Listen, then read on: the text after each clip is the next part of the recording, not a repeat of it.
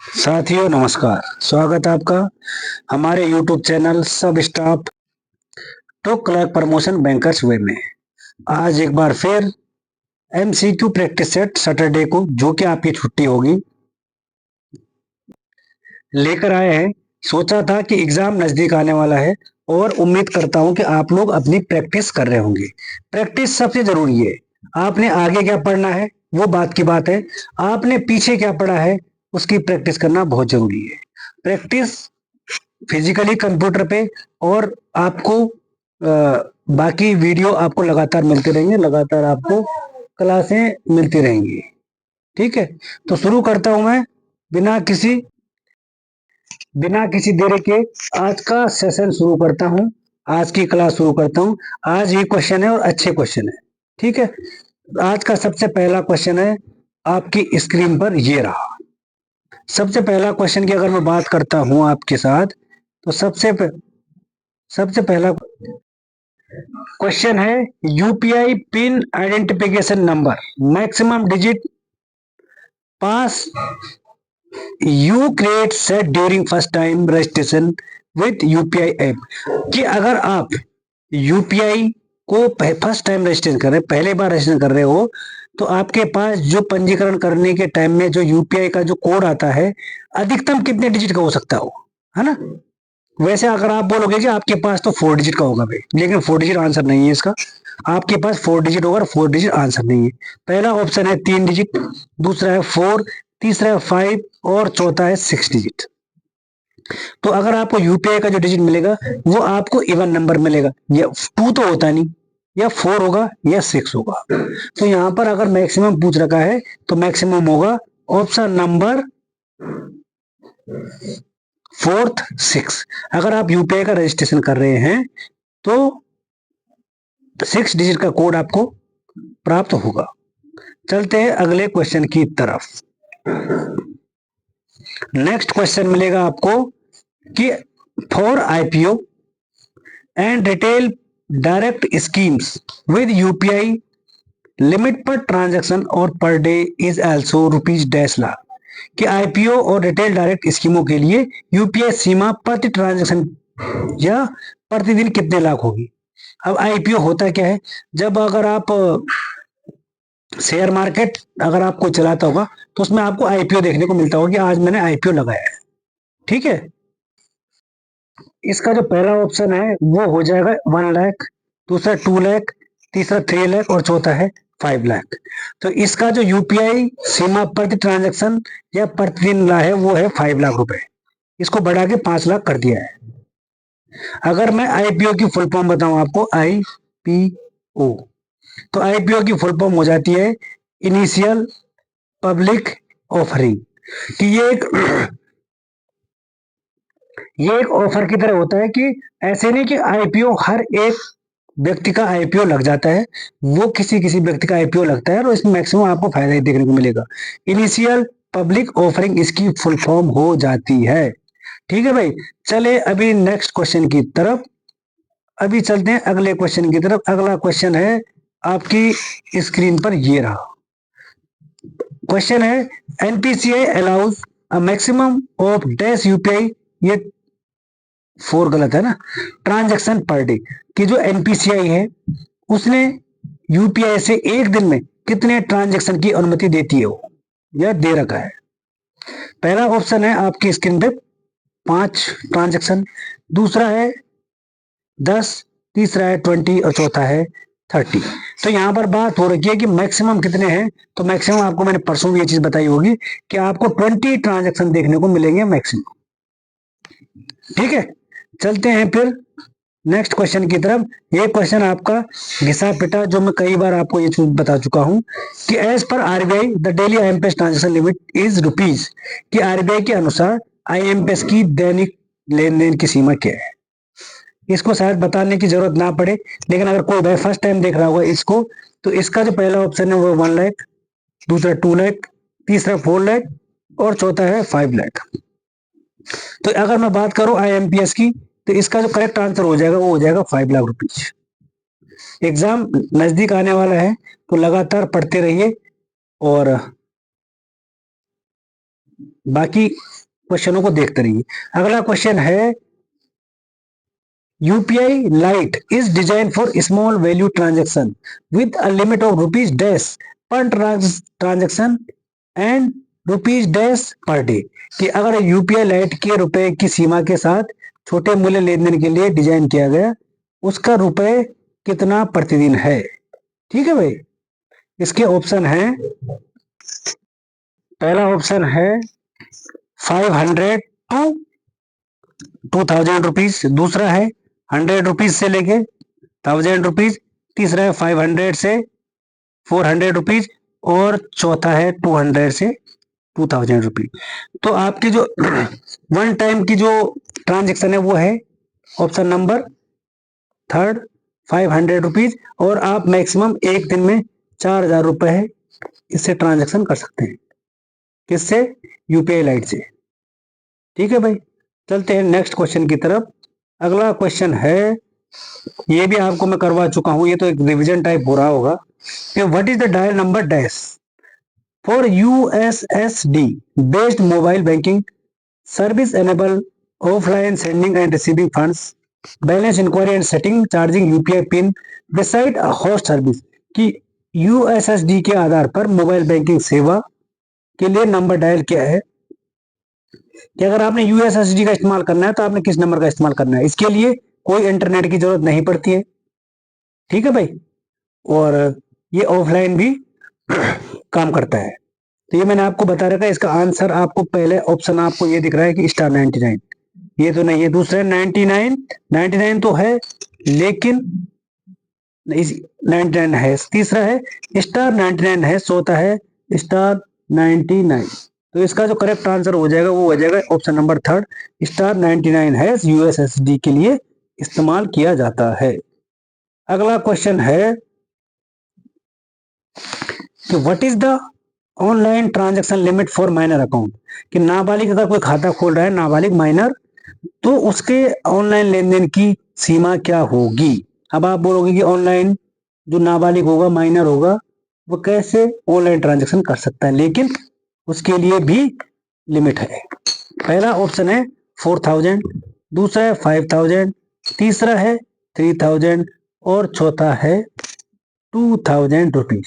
तो अगर माइनर की बात करता हूं मैं तो यहाँ पे आंसर हो जाएगा 5000 रुपीज। चलते हैं अगले क्वेश्चन की तरफ, और अगला क्वेश्चन है,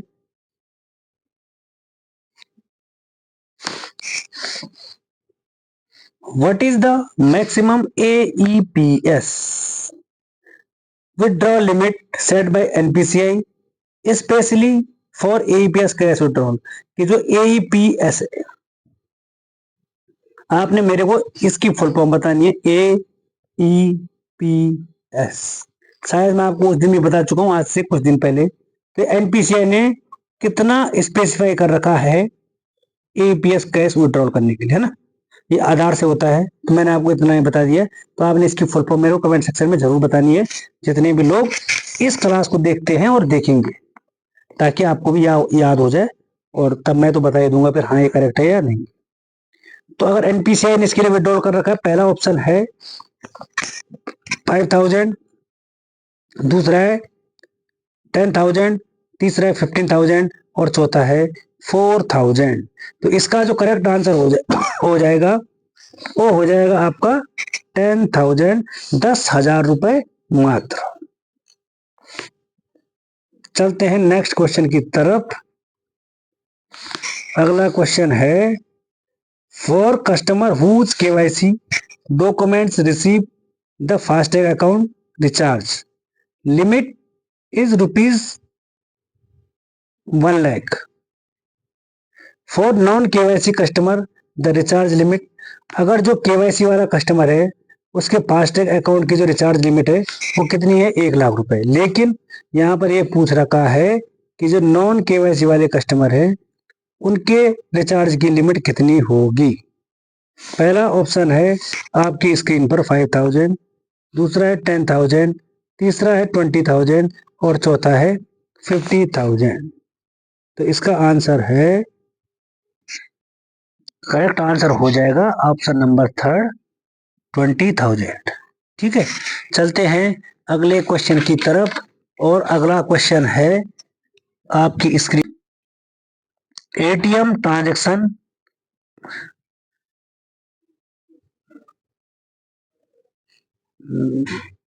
ATM transaction amount to be credited within dash days, कि अगर आपके एटीएम से अमाउंट ट्रांजैक्शन हो गई है और आपको क्रेडिट नहीं मिला है तो कितने दिन के बाद आपके अकाउंट में क्रेडिट हो जाएगा। पहला ऑप्शन है T+1 डेज, दूसरा है T+3 डेज, चौथा है T+5 डेज और चौथा है T+7 डेज। तो आपके अकाउंट में T+5 डेज में आपके अकाउंट में क्रेडिट हो जाएगा। आंसर नंबर 3 इसका करेक्ट हो जाएगा। नेक्स्ट अगला क्वेश्चन है, What is the printed image on the back side ₹200 note? जो 200 रुपए का नोट है उसके पीछे किसका चित्र अंकित है? पहला ऑप्शन हो जाएगा आपका सांची स्तूपा, दूसरा हो जाएगा हम्पी, तीसरा हो जाएगा रानी का बाग और चौथा हो जाएगा सन टेम्पल कोणार्क यानी सूर्य मंदिर कोणार्क। तो इसका जो करेक्ट आंसर है वो इसका आंसर है सांची का stupa. Option number A is correct answer, Sanchi का स्तूप। इसको ऐसे भी लिखते हैं सांची स्तूप। ठीक है, आपको 200 के नोट के पीछे आपको देखने को मिल जाएगा। एक बार नोट भी देखते जाना, वीडियो मैंने डाल रखी है वैसे किस नोट के पीछे कौन सा चित्र अंकित किया गया है। नेक्स्ट क्वेश्चन है, when was LPG scheme introduce? कि जो एलपीजी स्कीम है ना, एलपीजी स्कीम ये वाली एलपीजी नहीं, गैस वाली नहीं। एलपीजी का मतलब होता है लिबरलाइजेशन, प्राइवेटाइजेशन और ग्लोबलाइजेशन की प्राइवेट। अब आपको मैं इसके बारे में बता देता हूँ कि जब मनमोहन सिंह जी थे प्रधानमंत्री नहीं थे उस टाइम, वो वित्त मंत्री हुआ करते थे, तो उसी टाइम से जो प्राइवेट का जो प्रचलन हुआ था वो इसी टाइम शुरू हो गया था। तो ये बताना आपने कि जो एलपीजी मॉडल है ना कब से शुरू हुआ था? लिबरलाइजेशन, जो प्राइवेट और ग्लोबलाइजेशन, ये तीनों कब इंट्रोड्यूस हुए थे? पहला ऑप्शन है आपका 1990, 1992, 1991 और 2016 में। तो इसका जो करेक्ट आंसर हो जाएगा वो हो जाएगा 1991 में। ये बेस तो उसी टाइम शुरू हो गया था जब 1991 का दौर चल रहा था। तब एक ऐसा दौर आया था भारतीय इकोनॉमिक्स के पॉइंट ऑफ व्यू से कि एक अच्छे इकोनॉमिस्ट थे वैसे भी मनमोहन सिंह, और उन्होंने इस प्रचलन की शुरुआत करने की बहुत कोशिश की थी। ठीक है भाई, तो ये था आज का आपका सेशन और सेशन यहीं पे होता है समाप्त। बात करते हैं कल की। कल आपको क्वेश्चन मिल जाएंगे मंडे को और पूरे 100 क्वेश्चन मिलेंगे, उसमें टाइम लग सकता है। बाकी आपको जितना भी बता रखा है उतना आप रिवीजन कीजिए, लगातार रिवीजन कीजिए। आज छुट्टी है, कल छुट्टी है और परसों मंडे को आपको 100 क्वेश्चन देखने को मिल जाएंगे। सुबह जब आपका बैंकिंग टाइम होगा आपको सुबह 10 बजे या 11 बजे 12 बजे जब भी टाइम मिलेगा, लेकिन उसमें टाइम आपको ज्यादा लग जाएगा देखने में, क्योंकि 100 क्वेश्चन है। तो 100 क्वेश्चन के लिए आपको question answer question answer question answer, बाकी मैं एक्सप्लेन नहीं कर पाऊंगा क्योंकि 100 क्वेश्चन बहुत ज्यादा होते हैं। टाइम एक मैराथन हो जाएगा। तो आप प्रैक्टिस करते रहे ताकि आप जैसे क्वेश्चन देखोगे आप वैसे आंसर टिक मार दोगे। और मैं चाहता हूं कि फिर मैं उन्हीं को उस सेम क्वेश्चनों को टेलीग्राम पे भी डालूं ताकि टेलीग्राम पे आप खुद टिक मारो। अगर आपने टेलीग्राम ज्वाइन कर ही लिया होगा, टेलीग्राम का लिंक डिस्क्रिप्शन बॉक्स में है। अगर आपने नहीं किया तो मैं चाहता हूं कि मैं पूरे के पूरे क्वेश्चन आपको वहीं पे डाल दूं। 100 के 100 तो नहीं डाल पाऊंगा, बहुत ज्यादा हो जाएंगे वो, लेकिन अगर आप लोगों के लिए मेरे को करना पड़े तो मैं करूंगा वैसे ना, क्योंकि मैं चाहता हूं कि मैं आप लोग करो, क्योंकि अभी हर बैंक का नोटिफिकेशन आ चुका है सब स्टाफ से क्लर्क तक। और हर भाई को शेयर करें हर वीडियो, जहां पर भी कोई गलती होती है तो क्षमा चाहता हूं मैं, क्योंकि हाँ, और मैंने एक चीज कल गलत बोल दिया था वो, कि जो करेंसी टेस्ट का ऑडिट होता है वो हर 24 महीने में होता है, यानी 2 साल में होता है ना। तो मैंने शायद टिक 2 मैंने टिक 1 साल पे मारा है और मुंह से 2 साल बोला, कुछ ऐसे हो रखा है। किसी भाई ने मेरे को कमेंट सेक्शन में लिखा था, तो उसका आंसर 24 साल है ना, उसके लिए मैं माफी चाहता हूँ।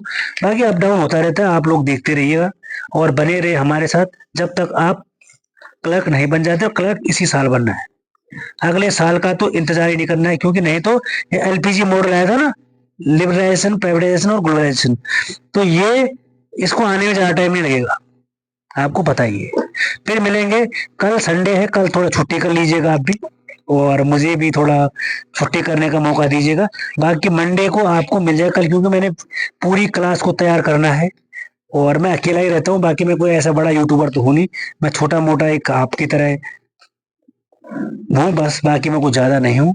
तो फिर मिलेंगे एक और नई क्लास के साथ, एक और नई सेशन के साथ। तब तक के लिए थैंक यू और धन्यवाद।